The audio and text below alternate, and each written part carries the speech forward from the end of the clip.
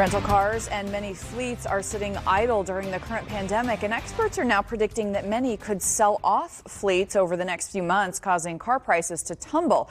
Our auto expert Nik Miles takes a closer look.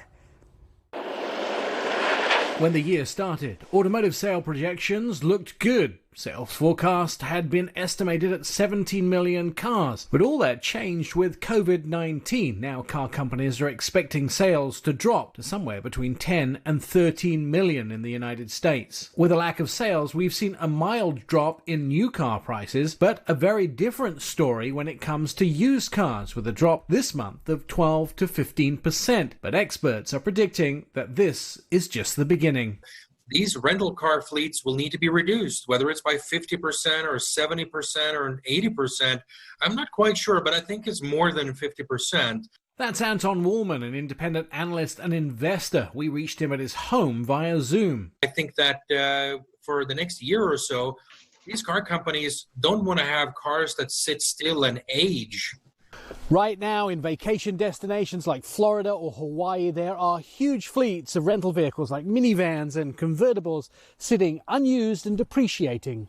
Those rental fleet car companies are looking to unload vehicles for cash to keep their businesses afloat, and that could mean deals for consumers. Some categories of used cars might drop as much as 50%. How many rental cars will be up for sale? My back of the envelope calculation was that we're going to see a minimum of a ballpark $1 million used daily rental fleet cars being dumped onto the used car market here over the next 3 or so months.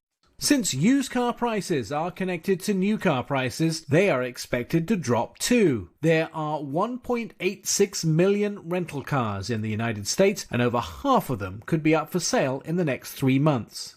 And you can expect to see some 2019 models on sale for less than $10,000. And I think that eventually these things will come back. They'll come back sometime in 2021. We'll be back to, let's call it 75-80% level before 2021 is over. But that's a long time between here and now. Right now, Hertz, the car rental company, is exploring some bankruptcy options at issue, the $10 billion that they borrowed to buy 500,000 cars.